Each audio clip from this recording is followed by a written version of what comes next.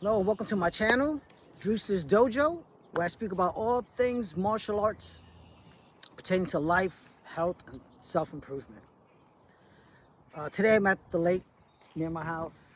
Got my rod in the water, just in case, get a little nibble. I'll show you around real quick.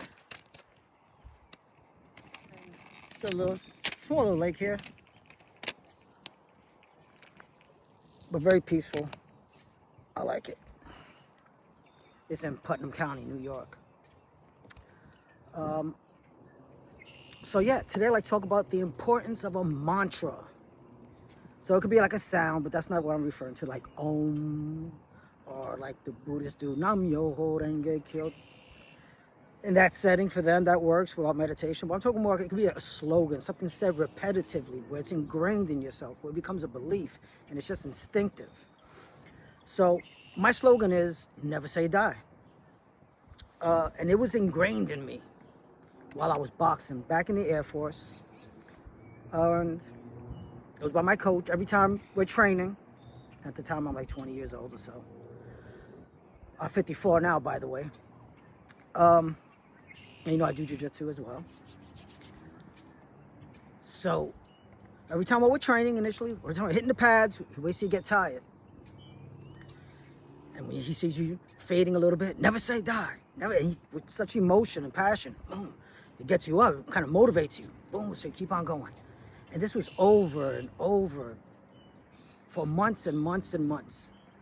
Just whenever he sees you waning or fading, just saying, never say die. Boom, it creeps into the back of your head. All right, let me give more, let me give more. There's more. Trust me, you have more in you. There's more. When you think you don't have any, there's still more if you're willing to dig deep and just give it everything. So for me, never say die was just, it was everything. So let's fast forward. I got out of the Air Force, and I was like 1993. Got out the Air Force, and was in college at the time, and working part-time, and just going about my grind, you know. So finally I did graduate in around 98. I graduated in 98. Now I was studying speech therapy in college. That was like a new thing at the time, or fairly new. So graduated, got a job at a school as a speech therapist, and for some reason, I just broke out with acne. Bad acne. I was like, oh, what the hell's going on here? Went to the dermatologist. You know, we did some chemical peels, this, that, and the other. And he prescribed me something called Accutane.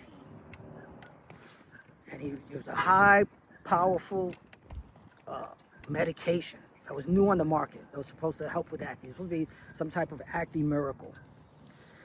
So I took it. I couldn't have any alcohol. So that whole, gotta stay out of the sun. So that whole summer of 98. So we're talking, yeah, June, July, August. Man, I was suffering with this acne. It was only getting worse with this Accutane. Now, this is where it gets tricky. During that time, like in August, and mind you, I had a shotgun at home, stored away, just for home defense. I'm not even too sure it was legal to have that in New York City, because at the time I was living in the Bronx. That's where I'm originally from. But, so at that time, like in that August, man, I started getting these suicidal ideations. I was like, you know, getting real down on myself, like, fuck, I can't take this anymore. But what would creep in my head? Boom. Never say die. Never say, when those were strong feelings. Come to find out, I'll get back to never say die, how that assisted me, but come to find out years later that medication caused many people to, look it up, many people to commit suicide. I don't even know if they issuing Accutane anymore, but if they do, it comes with the warning that this causes suicidal ideations. And yeah, those ideations were strong, but the never say die was stronger. That was like that was a battle I was going through. So I really got into the never say die thing. And I was getting tired of those thoughts. And I was like, forget this, forget the Accutane. I stopped doing the Accutane.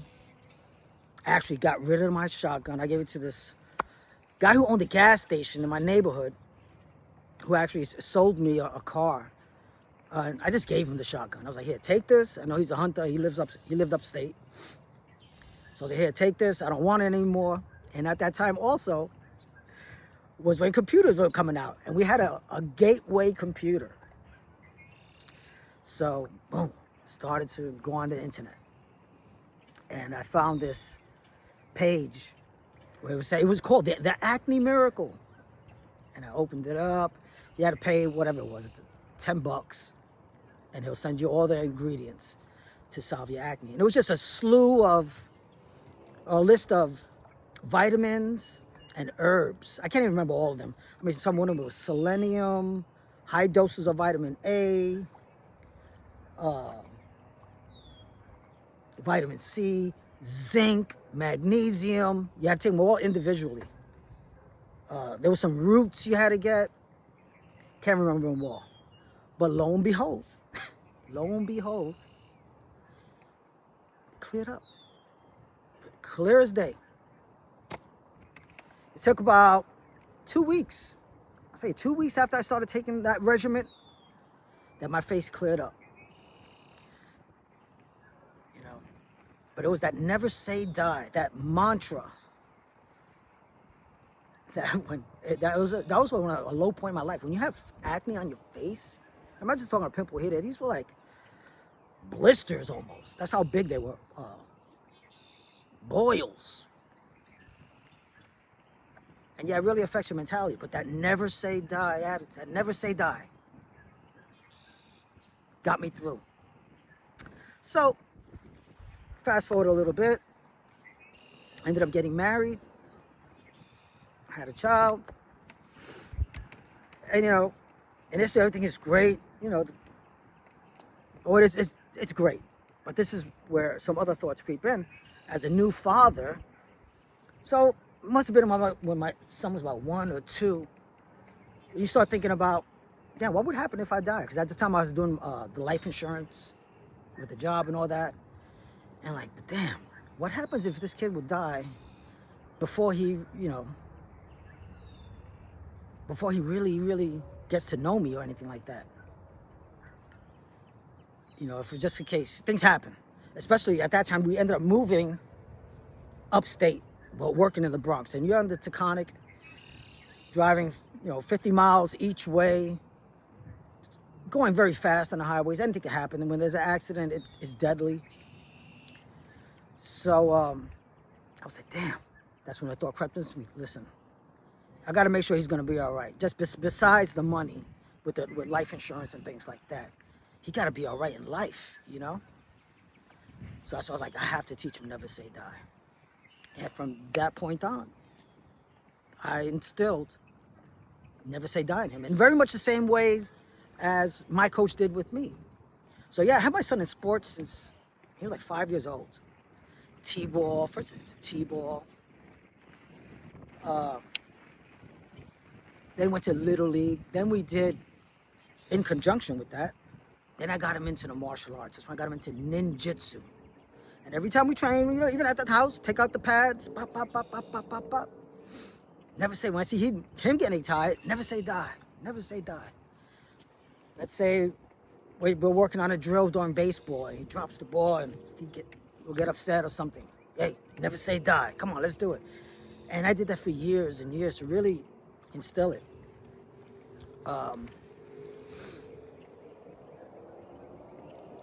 Yeah, and he gravitated to it. It's just that he made it his own.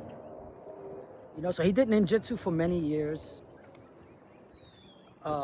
Did baseball at at a high level, for a kid, travel team, travel league, going all over the place from here to Connecticut, Pennsylvania.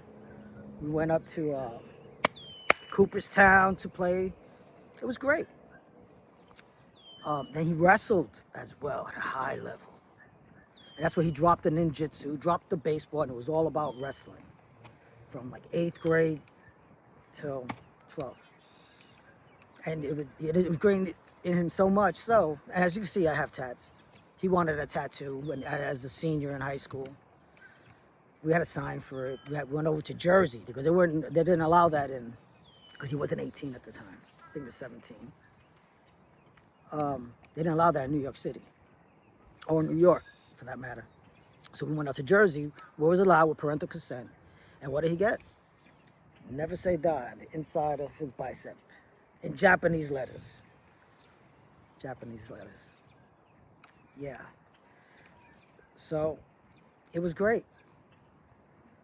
And he lives it today. That's his mantra. And you can always add mantra. You don't need just one mantra.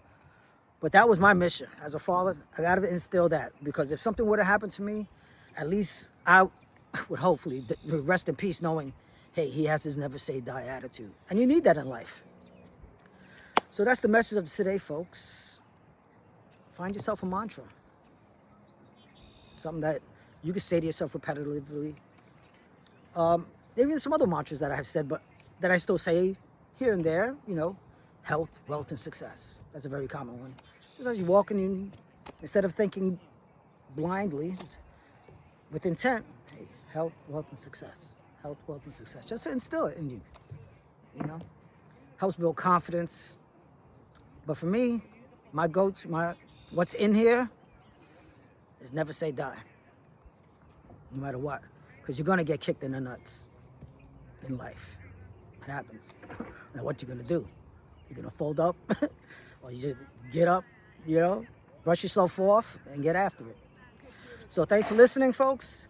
Please like and subscribe. And I'll be trying to drop one video a week. And my editing skills, right now I'm not editing, but I seek to improve. I hope you found some value in this. Find yourself a mantra. Never regret it. Peace.